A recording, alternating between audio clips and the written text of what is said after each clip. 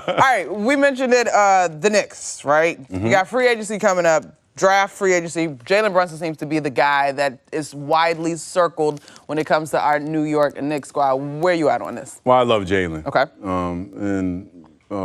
Part of it is I'm subjective because I've known him so long. Rick and I go way back, so I've known him since he was a baby.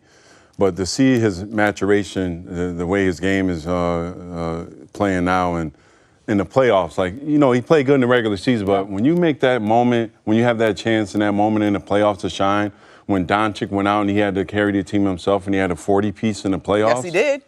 That changed everything. Now he's a guy that you can actually say, here, win the game for us. And I'm not sure that was something you were saying before that, because, you know, they're so Doncic-centered over there, right? Sure. So, you know, he was playing his part and doing what he's got to do, but when Doncic was out, we got to see how Jalen can lead a team, especially in the playoffs and playoff victories, and that takes you to another level. Okay, but practically, are we concerned that that was still a smaller sample size? I believe, because I did part of one of those playoff series games. They had 17 regular season games, I believe, that Luka didn't play. And Jason Kidd is very confident in that group. They weren't concerned about it. And so when it got to the playoffs and he was going to miss time, they weren't concerned. But are we concerned about the overall sample size? Did you watch the whole playoffs? I watched that playoff series. Did Jalen play good the whole playoffs? He played terrific. I thought he played well. Playoffs is where you make your name. Like, regular seasons, whatever. But the playoffs, when the best is playing against the best and you're game planning to stop Jalen Brunson, he's still able to do what he did, that's when you know you've gone to another level. Okay. So for me, that sample size, which I think is a nice sample size, they had a nice run to the Western Conference Finals. He played really good throughout the whole playoffs. Obviously, he had some games where he just was the absolute best player on the court. Yeah. Then he had some games where he's playing with Doncic, who's like a superstar already. But Jalen's not—he's taking a back seat, but that's not like a back seat where you're worried about it. You know what I mean? Right. He's taking a back seat because Doncic is so good. Yeah. Okay. All right, J-Dub. You know, this time next week, NBA free agency starts June 30th. So. A name I didn't expect to be on the free agency list this time last week is Kyrie Irving. I know there's a lot of potential dominoes that could fall if he does opt out of his contract. Is there anybody else in the free agency pool that you like, including Kyrie Irving? Well, I mean, I'm not sure, you know, if Kyrie's obviously a great player. But do you want the package and everything, all that baggage that comes with Kyrie? I'm not sure what he does to your locker room. You know, it seemed like he just created a lot of dissension over there and made it a very contentious locker room. Now, this sign and trade wish And this is a guy who wasn't even there most of the time. And he still was creating this drama, it seems like. And now he's saying he gave a list of teams. I mean, I thought he was there with KD. I thought they were going to do this thing together. Now he's off about to do his own thing. I'm not sure. But in terms of other players, there's only...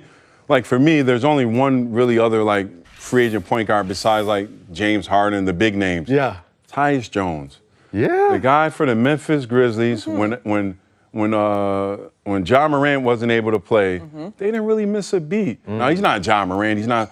But he gets everyone involved. He's a pass-first point guard, very good shooter from downtown, and really knows how to run a team.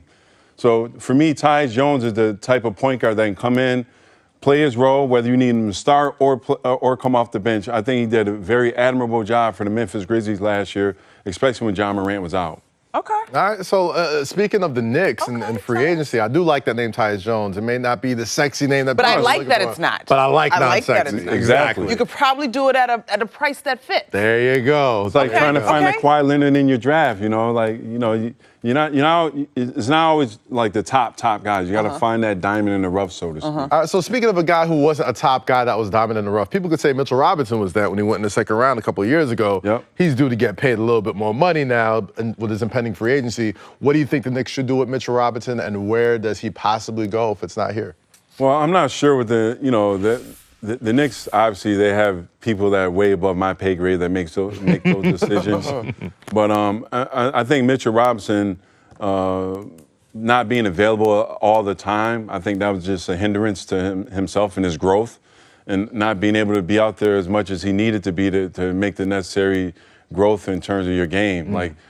You would think your third year in, you're making certain strides, certain steps, but when you're missing so many games, he's really only played 2 years worth of basketball games. So Like that third year that you would think he would have an experience, he's kind of missing it because he's missed so many games. But in terms of like, is he an integral piece? Like when he played for the Knicks, absolutely.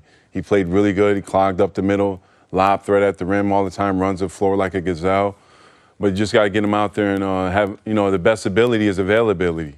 Well, I kind of feel like it depends on which philosophy you subscribe to. They passed up at 11, Mark Williams, Jalen Duren. So you would think, we like the guy we have, or was it just all about space for the end of the month? Like, it's just... I mean, there's also a train of thought where you put Obi at the 5, or you like Jericho Sims a lot, or like... Put that train back at the station. It's a new NBA, right? It's a new NBA. It's a new NBA. Grant Williams is playing a lot of 5 for the Boston Celtics. He's like 6'7". Yeah, behind Robert Williams. There is you the go. legit Top 5. Lord is a big but 5. if you put Obi at the 5, who? Are you telling me Grant Williams didn't have some games where he actually I know. We're on the Obi topping at 5 There you train. go. I love There you that go. too. I'm with that, I don't- man. I'm just saying let's run. I'm ready to run. Who's the first It's the new NBA.